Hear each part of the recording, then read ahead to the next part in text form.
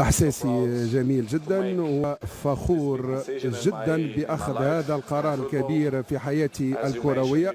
ومثل ما ذكرت أنت، أنا في أوروبا أتممت مهمتي على أحسن ما يرام، فزت بكل الألقاب الممكنة، نشطت مع أحسن الأندية الأوروبية. بالنسبة لي هذا تحدي جديد في قارة آسيا، ونادي النصر أعطاني هذه الفرصة لكي أدخل غمار تجربة جديدة وغمار تجربة مثلى في عالم كرة القدم، وأن أشكل مصدر إلهام للأجيال الحالية وللشباب والشابات في المستقبل. وأنا فخور جدا بالانضمام لنادي النصر. ما الذي يشكل أو ما الذي يثيرك أنت وعائلتك في المملكة العربية السعودية؟ عائلتي سعيدة جدا بالتواجد في المملكة العربية السعودية. حينما أخذت قراري حصلت على مساندة عائلتي وبالأخص أبنائي وكل من يحيط بي في العائلة.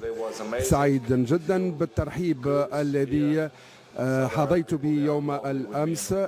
السعوديين كانوا جيدين جدا وعبروا عن كرم الضيافة. كريستيان، لطالما كنت طموحا، ما هي طموحاتك في الدوري السعودي على أرضية الميدان؟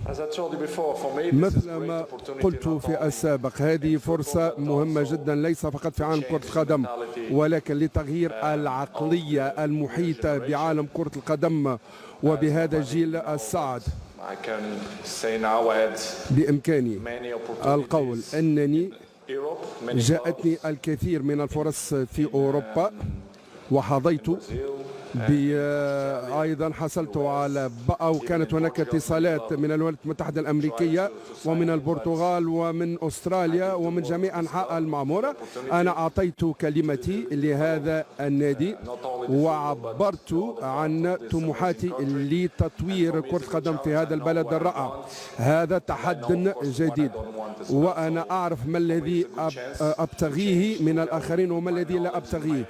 أريد أن أغير، أريد أن أكتسب تجربة مثرية، وأريد أن أطور الكثير من الأشياء في عالم كرة القدم من خلال هذه التجربة.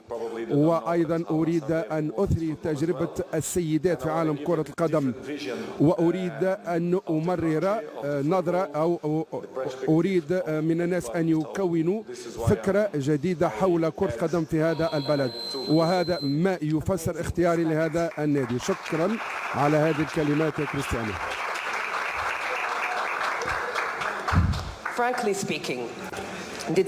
بصراحة، هل تعتقد وأن أداء المنتخب السعودي في كرة القدم حفزك؟ هل أقنعك بالانتقال إلى المملكة العربية السعودية؟ الناس يتحدثون ويدلون بدلوهم ولكن لا يعرفون الكثير عن كرة القدم. مثل ما نعرف كرة القدم في عصرنا هذا وخلال 15 سنة الأخيرة كل المنتخبات جاهزة ومنظمة، وكل المنتخبات قادرة على التحدي. إذن في كأس العالم لا ننسى ما حققه المنتخب السعودي ضد المنتخب الأرجنتيني، كوريا الجنوبية، أيضا منتخب كوستاريكا، وبعض المنتخبات الآسيوية مثل المنتخب الياباني. لم يعد من السهل أن نتحدث عن الهوة الشاسعة بين المنتخبات. بالنسبة لي هذه نقلة نوعية، ولكي أكون صادقا لا يهمني فيما يقوله الأشخاص. أنا أحترم قراراتي الشخصية، وأنا طبعا أحترم قراراتي، ومهما سيحصل لي هنا أعرف وأن الدوري السعودي فيه الروح التنافسية الكبيرة. أنا شاهدت بعض المباريات أو الكثير من المباريات الخاصة بهذا الدوري، وأتمنى أن تكلل تجربتي بالنجاح. سوف أخوض غمار التجربة الأولى بعد يوم الغد إذا سمح لي المدرب المشرف على نادي النصر، وأنا متواجد هنا للاستمتاع بكرة القدم وبمعرفة الأشخاص في المملكة العربية السعودية. نسعد دائما برؤيتك على أرضية الميدان. إذا هذه الصفقة فريدة من نوعها، ولكن بعض الأشخاص انتقدوك، وأنا أعرف أنه لا يهمك آراء الآخرين. أنا لاعب كرة قدم وأنا مسرور جدا بالقدوم إلى هنا. أنا كسرت كل الأرقام القياسية في أوروبا، وأريد أن أكسر الأرقام القياسية في هذه البقعة من آسيا.